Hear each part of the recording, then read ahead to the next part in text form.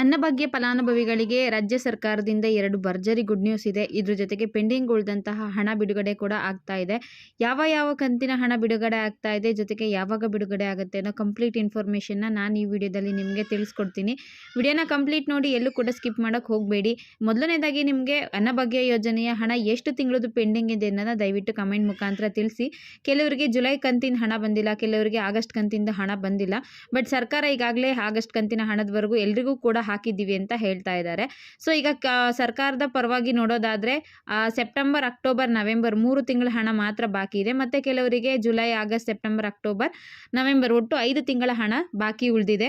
ನಿಮಗೆ ಯಾವ ಕಂತಿನ ಹಣ ಇಲ್ಲಿವರೆಗೂ ಬಂದಿಲ್ಲ ಅನ್ನೋದನ್ನ ಕಮೆಂಟ್ ಮುಖಾಂತರ ತಿಳಿಸಿ. ಈಗಾಗಲೇ ಅನ್ನಭಾಗ್ಯ ಯೋಜನೆಯ ಹಣ ಇತ್ತೀಚೆಗೆ ಬಿಡುಗಡೆ ಆಗಿತ್ತು. ಅದ್ರ ಅಮೌಂಟ್ ಬಂದಿದ್ದು ಸ್ಕ್ರೀನ್ಶಾಟ್ ಕೂಡ ಹಾಕಿದೆ ವಿತ್ ಪ್ರೂಫ್. ನನ್ನ ಹಳೆಯ ವಿಡಿಯೋಗಳನ್ನ ನೀವು ನೋಡಿದರೆ ಗೊತ್ತಾಗಿರುತ್ತೆ. ಅನ್ನಭಾಗ್ಯ ಯೋಜನೆಯ ಹಣ ಈಗಾಗಲೇ ಜಮೆ ಆಗಿದೆ. ಆದರೆ ಅರ್ಧ ಜನಕ್ಕೆ ಬಂದು ಅರ್ಧ ಜನಕ್ಕೆ ಸ್ಟಾಪ್ ಆಗಿಬಿಡ್ತು. ಯಾಕೆ ಈ ರೀತಿ ಆಯಿತು, ಉಳಿದವರಿಗೆ ಯಾಕೆ ಹಣ ಬರಲಿಲ್ಲ, ಇದ್ರ ಜೊತೆಗೆ ಇನ್ನೂ ಉಳಿದಂಥ ಕಂತಿನ ಹಣ ಯಾವಾಗ ಬರುತ್ತೆ ಅನ್ನೋ ಇನ್ಫಾರ್ಮೇಷನ್ ಕಂಪ್ಲೀಟಾಗಿ ನಾನು ನಿಮಗೆ ತಿಳಿಸ್ಕೊಡ್ತೀನಿ.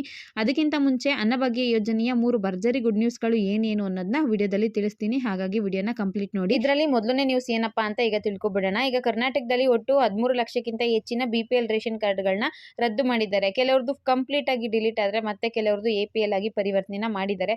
ಸುಮಾರು ಜನ ಮಹಿಳೆಯರು ನಾವು ಯಾವುದೇ ರೀತಿ IT ಟ್ಯಾಕ್ಸ್ನ ಪೇ ಮಾಡ್ತಿಲ್ಲ, GST ಫೈಲ್ ಮಾಡ್ತಿಲ್ಲ, ಜೊತೆಗೆ ಸರ್ಕಾರಿ ನೌಕರರು ಆಗಿಲ್ಲ, ನಮಗೆ 7.5 ಎಕರೆಗಿಂತ ಹೆಚ್ಚಿನ ಭೂಮಿನೇ ಇಲ್ಲ, ಕೆಲವರು ನಮ್ಮ ಹತ್ರ ಮನೆಯೇ ಇಲ್ಲ, ಅಂಥವ್ರದ್ದು ಕೂಡ BPL ರೇಷನ್ ಕಾರ್ಡ್ಗಳನ್ನ APL ಆಗಿ ಮಾಡಿದ್ರು. ಕೆಲವರು ಗಾರ್ಮೆಂಟ್ಸ್ ಹೋಗೋರ್ದು ಕೂಡ ರದ್ದು ಮಾಡಿದ್ರು. ತುಂಬಾ ಜನ ಮಹಿಳೆಯರು ಇದ್ರ ಬಗ್ಗೆ ವಿರೋಧ ಕೂಡ ವ್ಯಕ್ತಪಡಿಸ್ತಾ ಇದ್ರು. ಕೆಲವರು ತಮ್ಮ ಕಷ್ಟಗಳನ್ನ ಕೂಡ ಹೇಳ್ಕೊತಾ ಇದ್ರು.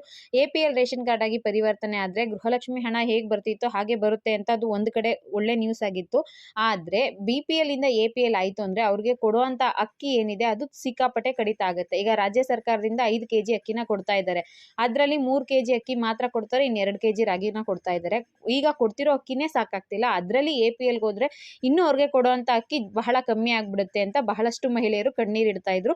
ಅಂತವರಿಗೆ ರಾಜ್ಯ ಸರ್ಕಾರದಿಂದ ಒಂದು ಹೊಸ ಆದೇಶ ಬಂದಿದೆ. ಏನಪ್ಪಾ ಅಂದ್ರೆ ನಿಮ್ಮ BPL ರೇಷನ್ ಕಾರ್ಡ್ APL ಆಗಿತ್ತು ಅಂದ್ರೂ ಕೂಡ ನಿಮ್ಮ ಹಳೆಯ ರೇಷನ್ ಕಾರ್ಡ್ನ ತೋರಿಸ್ಬಿಟ್ಟು, ರೇಷನ್ ಕಾರ್ಡ್ ನಂಬರ್ ಇದೆ ಅಲ್ವಾ, ಆ ನಂಬರ್ನ ತೋರಿಸ್ಬಿಟ್ಟು ನೀವು BPL ರೇಷನ್ ಕಾರ್ಡ್ ಇದ್ದಾಗ ಯಾವ ರೀತಿ ರೇಷನ್ನ ಪಡ್ಕೊತಾ ಇದ್ರೋ ಅದೇ ರೀತಿ ರೇಷನ್ನ ಪಡ್ಕೋಬಹುದು. ಸರ್ಕಾರನೇ ಇದು ಕಡ್ಡಾಯವಾಗಿ ಆದೇಶನ ಹೊರಡಿಸಿದೆ. ನೀವೇನಾದರೂ ರೇಷನ್ ತಗೊಳಕ್ ಹೋದಾಗ ನಿಮ್ಮ BPL ಕಾರ್ಡ್ APL ಆಗಿದೆ, ನಿಮಗೆ ಅಕ್ಕಿ ಅಷ್ಟು ಕೊಡೋಕ್ಕಾಗಲ್ಲ ಅಂತ ಹೇಳಿದ್ರೆ ನೀವು ರಾಜ್ಯ ಸರ್ಕಾರದಿಂದ ಆದೇಶ ಆಗಿದೆ, ನಮಗೆ ಇಷ್ಟು ದಿನ ಯಾವ ರೀತಿ ಅಕ್ಕಿ ಕೊಡ್ತಿದ್ರೋ ಅದೇ ರೀತಿ ಅಕ್ಕಿನ ಕೊಡಿ ಅಂತ ಕೇಳಬಹುದು. ಇದು ಒಂದು ಗುಡ್ ನ್ಯೂಸು. ತುಂಬ ಜನಕ್ಕೆ ಅಕ್ಕಿ ಅವಶ್ಯಕತೆ ಇರುತ್ತೆ. ಕೊಡೋದೇ 3 kg ಅಕ್ಕಿ ಆಗಿತ್ತು, ಅದರಲ್ಲೂ ಈಗ APL ಆಗಿಬಿಟ್ರೆ ಬಹಳ ಕಮ್ಮಿ ಕೊಡ್ತಾ ಇದ್ರು. ಅಂಥವ್ರಿಗೆ ರಾಜ್ಯ ಸರ್ಕಾರದಿಂದ ಅಂದರೆ CM ಅವ್ರ ಕಡೆಯಿಂದ ಒಂದು ಗುಡ್ ನ್ಯೂಸ್ ಇದೆ. ನೆಕ್ಸ್ಟ್ ವಿಚಾರ ಬಂದು ನಿಮಗೆ ಆಹಾರ ಇಲಾಖೆಯ ವೆಬ್ಸೈಟಲ್ಲಿ ರೇಷನ್ ತಗೊಳಕ್ ಹೋದ್ರೂ ಕೂಡ ನಿಮಗೆ ಸರ್ವರ್ ಬಂದು ಸಿಕ್ಕಾಪಟ್ಟೆ ಸ್ಲೋ ಇರೋದು, ತಗೊಳಕ್ ಆಗ್ತಿರ್ಲಿಲ್ಲ, ಗಂಟೆಗಟ್ಟಲೆ ಕ್ಯೂ ಅಲ್ಲಿ ನಿಲ್ಬೇಕಿತ್ತು. ಕೆಲವು ಸಂದರ್ಭದಲ್ಲಿ ನೀವು ಹೊಸ ರೇಷನ್ ಕಾರ್ಡ್ ಮಾಡ್ಸೋಕೆ ಹೋದ್ರೂ ಕೂಡ ನಿಮಗೆ ಸರ್ವರ್ ತಗೊತಾ ಇರಲಿಲ್ಲ. 1 hour 2 hour ಪರ್ಮಿಷನ್ ಕೊಡೋರು, ಬಟ್ ಸರ್ವರ್ ಓಪನ್ ಆಗ್ತಾ ಇರಲಿಲ್ಲ. ಜೊತೆಗೆ ಅನ್ನಭಾಗ್ಯ ಯೋಜನೆಯ ಹಣ ಬರೋದಕ್ಕೂ ಕೂಡ ಸರ್ವರ್ ಪ್ರಾಬ್ಲಮ್ ಆಗ್ತಾ ಇತ್ತು, ಹಣ ಕರೆಕ್ಟಾಗಿ ಬರ್ತಾ ಇರಲಿಲ್ಲ. ಅಂಥವರಿಗೆ ಒಂದು ಗುಡ್ ನ್ಯೂಸ್ ಕೊಟ್ಟಿದ್ದಾರೆ. ಏನಪ್ಪ ಅಂದರೆ ಆಹಾರ ಇಲಾಖೆಯ ವೆಬ್ಸೈಟ್ ಏನಿದೆ ಅದನ್ನು ಪ್ರೋಸೆಸ್ ಮಾಡ್ತಿದ್ದಾರೆ, ಹೊಸ ಸರ್ವರ್ನ ತೆಗೆದು ಹಾಕ್ತಾ ಇದ್ದಾರೆ. ಅದನ್ನು ನಾನು ನಿಮಗೆ ಲೈವಲ್ಲಿ ಓಪನ್ ಮಾಡಿ ಕೂಡ ತೋರಿಸ್ತೀನಿ. ಆಹಾರ ಇಲಾಖೆಯ ವೆಬ್ಸೈಟ್ಗೆ ಹೋದರೆ ಆಹಾರ website URL has been changed ಅಂತ ಬರ್ತಾ ಇದೆ. ಹೊಸ ಲಿಂಕ್ ಮೇಲೆ ನೀವು ಕ್ಲಿಕ್ ಮಾಡಿದ್ರೆ ಅದರಲ್ಲಿ ಒಂದಷ್ಟು ಬದಲಾವಣೆಗಳನ್ನ ನೀವು ನೋಡಬಹುದು. DBT ಸ್ಟೇಟಸ್ ಆಗಿರಬಹುದು, ಅಥವಾ ನಿಮಗೆ ಈ ನಿಮ್ಮದು ಡಿಸ್ಟ್ರಿಕ್ಟ್ ವೈಸ್ ಚೆಕ್ ಮಾಡ್ಕೊಳ್ಳೋದಕ್ಕೆ ಒಂದು ಲಿಂಕ್ ಇತ್ತು ಗೊತ್ತಾ, ಅದೆಲ್ಲ ಕೂಡ ಚೇಂಜ್ ಆಗಿದೆ. ಇದು ಒಂದು ಗುಡ್ ನ್ಯೂಸ್ ಅಂತಾನೆ ಹೇಳಬಹುದು. ಈಗ ಇತ್ತೀಚೆಗಂತೂ ಸಿಕ್ಕಾಪಟ್ಟೆ ಪ್ರಾಬ್ಲಮ್ ಆಗ್ತಾ ಇತ್ತು.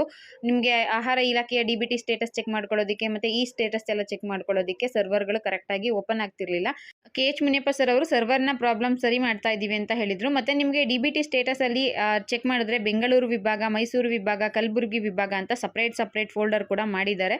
ಒಂದು ಒಳ್ಳೆ ಗುಡ್ ನ್ಯೂಸ್ ಅಂತಲೇ ಹೇಳಬಹುದು. ಇನ್ನು ಮುಂದೆ ಹೊಸ ರೇಷನ್ ಕಾರ್ಡ್ ಅಪ್ಲಿಕೇಶನ್ ಹಾಕೋದಕ್ಕಾಗಲಿ, DBT ಸ್ಟೇಟಸ್ ಚೆಕ್ ಮಾಡೋದಕ್ಕೆ, ರೇಷನ್ ಕಾರ್ಡ್ ಸ್ಟೇಟಸ್ ಚೆಕ್ ಮಾಡೋದಕ್ಕೆ ಇದು ಒಂದು ಗುಡ್ ನ್ಯೂಸು, ಒಂದು ಒಳ್ಳೆ ರೀತಿಯಲ್ಲಿ ಸಹಾಯ ಆಗಬಹುದು ಅನಿಸುತ್ತೆ. ಇನ್ನು ನೆಕ್ಸ್ಟ್ ವಿಚಾರ ಬಂದು ಏನು ಹೆಲ್ಪ್ ಆಗುತ್ತೆ ಅಂದರೆ, ಇನ್ನು 3ನೇ ಗುಡ್ ನ್ಯೂಸ್ ಏನಪ್ಪಾ ಅಂದರೆ, ನಿಮ್ಮ BPL ರೇಷನ್ ಕಾರ್ಡ್ ಏನಾದರೂ APL ಆಗಿ ಪರಿವರ್ತನೆ ಆಗಿತ್ತು ಅಂದರೆ, BPL ರೇಷನ್ ಕಾರ್ಡ್ ಹೊಂದೋದಕ್ಕೆ ನೀವು ಎಲಿಜಿಬಲ್ ಇದ್ದರೂ ಕೂಡ APL ಮಾಡಿದ್ದಾರೆ ಅಂದರೆ ನಿಮಗೆ 1 ವಾರದಲ್ಲಿ ನಿಮ್ಮ BPL ರೇಷನ್ ಕಾರ್ಡು ಮರಳಿ ಸಿಗುತ್ತೆ.